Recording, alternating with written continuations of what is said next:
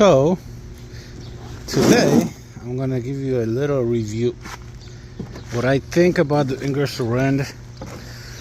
So after a few years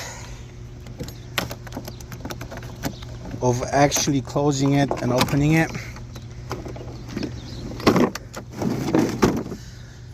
so those are the only sockets that actually stay in its place. Every other socket would just fall off. I have them, just not in here, because every single time I would open it, there would just be a mess all over. Most of them do not have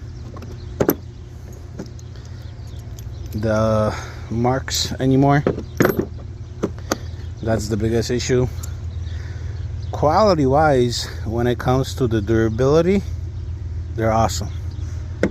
But for a mobile guy, when you take it in and out, it's not good.